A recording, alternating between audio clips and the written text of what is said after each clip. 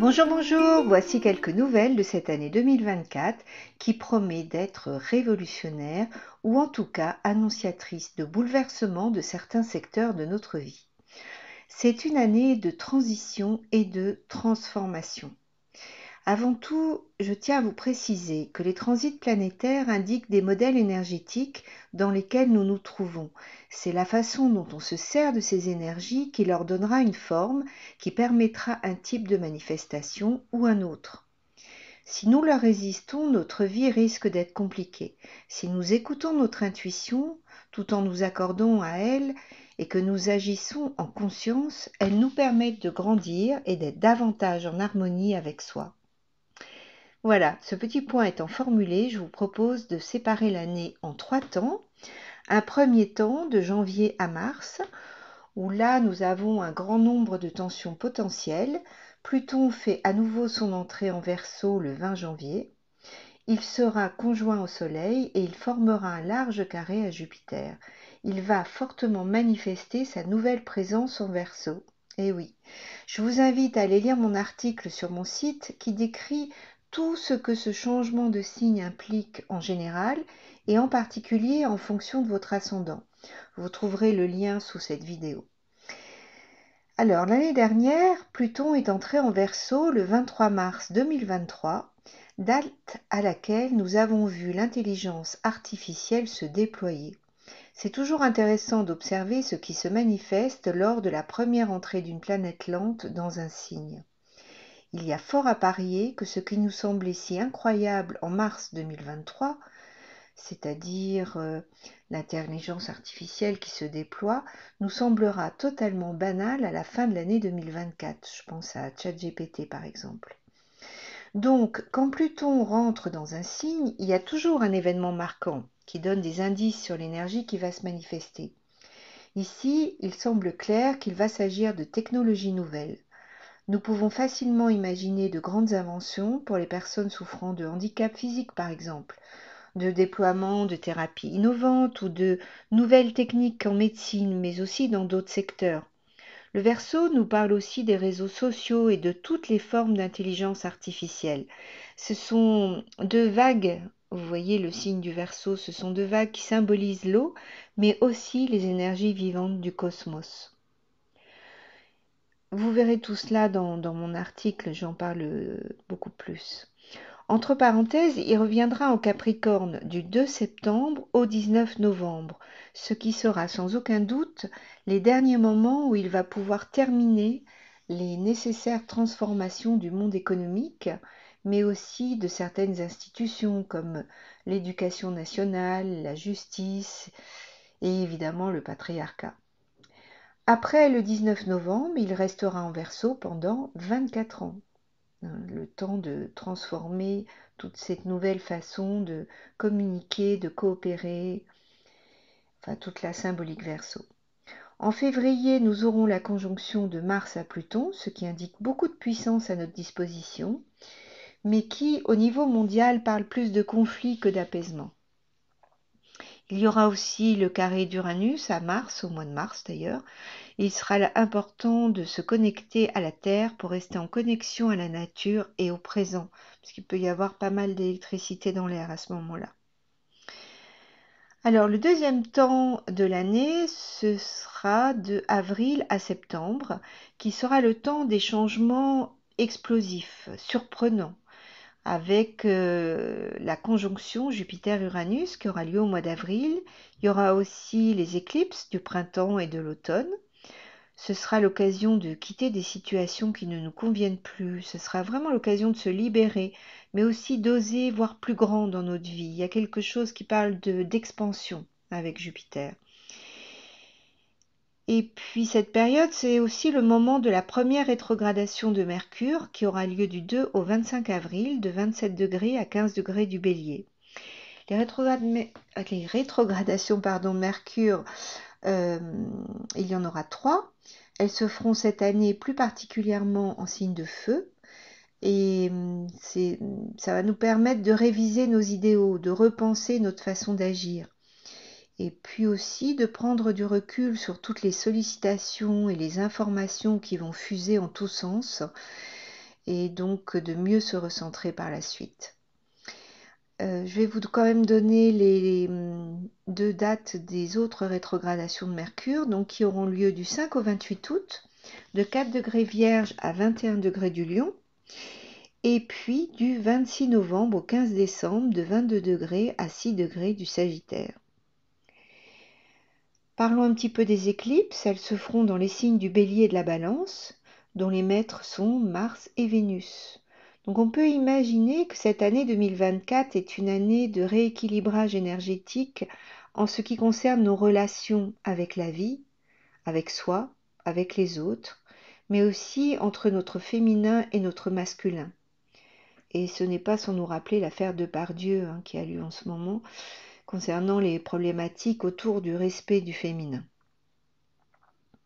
Le 8 avril 2024, il y a une éclipse qui est particulièrement puissante, avec un esprit de renouveau en Bélier. Elle sera conjointe à Chiron et nous proposera une prise de conscience collective sur nos responsabilités dans la gestion de notre société. Mars sera conjoint à Saturne, ce qui va nous permettre de réfléchir. On va se sentir comme un peu un frein, mais de façon à avoir une forme d'action plus mûre, plus mature, si j'ose dire. On peut imaginer une sortie de crise, ou en tout cas un renouveau, un nouveau sens du soi, une nouvelle façon d'être au monde.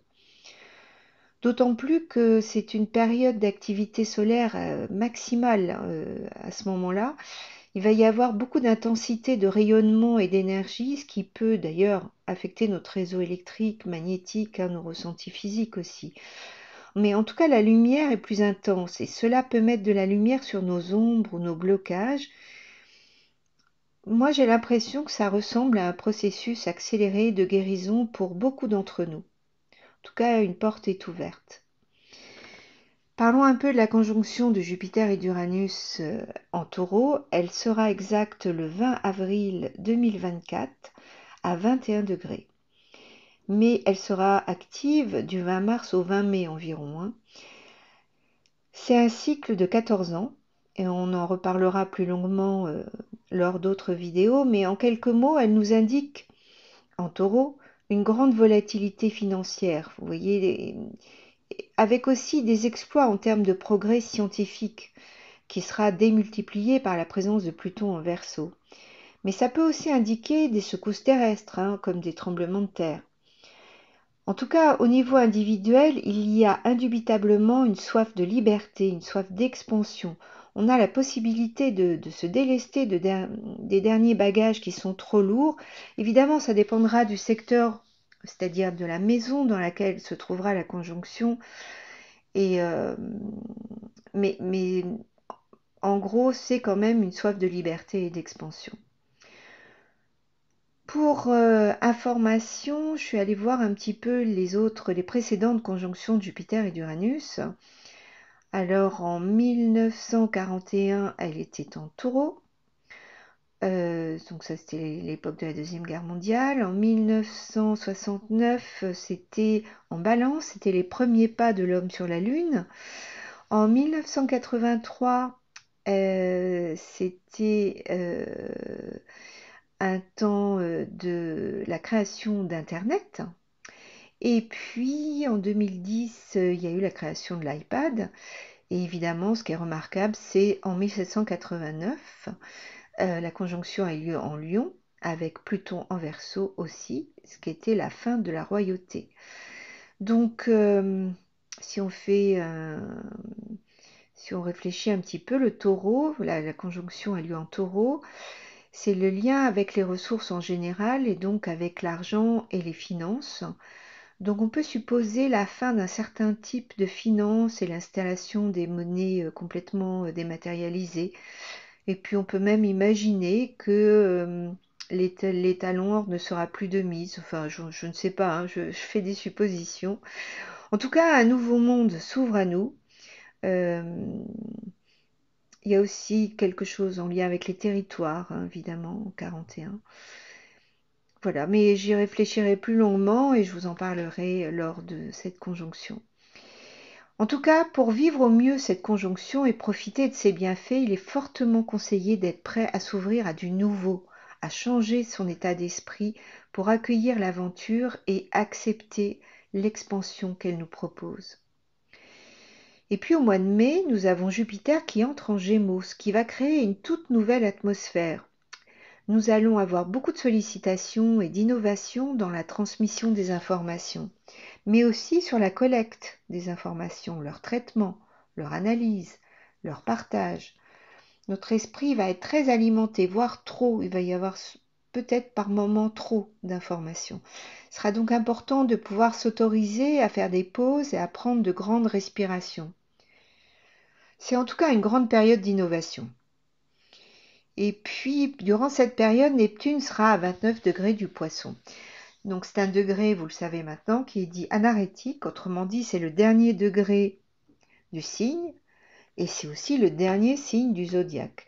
Donc, ce sont les derniers mois où Neptune va nous permettre de dissoudre un grand nombre de nos illusions et peut-être à nous aider à trouver le juste milieu en ce qui concerne les notions de service ou, vous savez, de sacrifice, mais aussi d'empathie et de compassion. Il s'agit vraiment de réajuster nos postures par rapport à ça.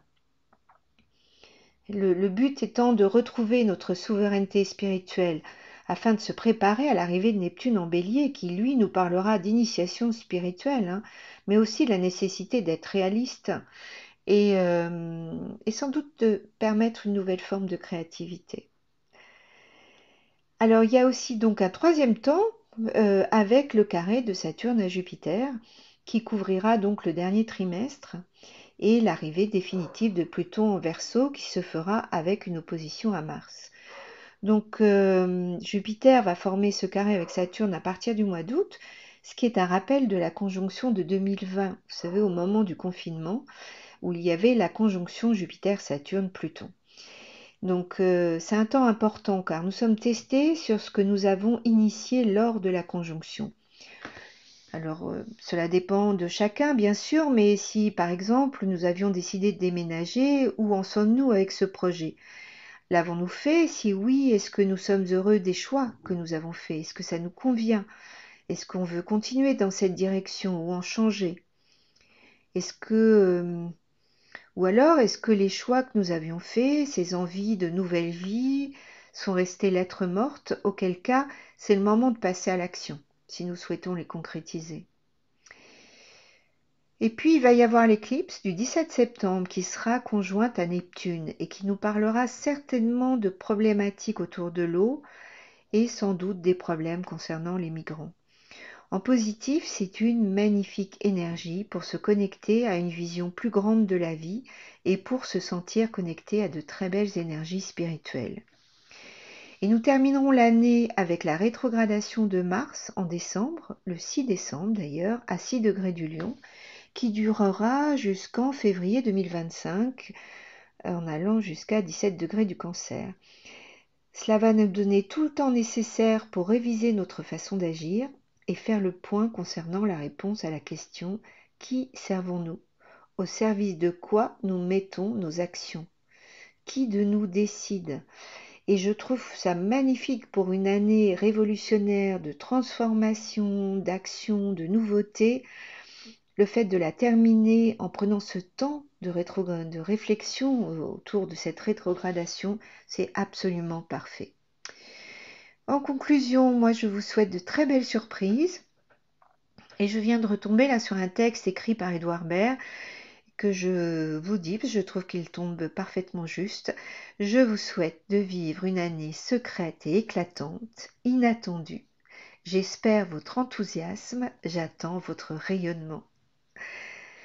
Voilà, soyons dans l'enthousiasme et le rayonnement et je vous dis à tout bientôt. N'hésitez pas à liker cette vidéo, cela me fait le plus grand bien. Et puis, je vous dis à très vite. Au revoir.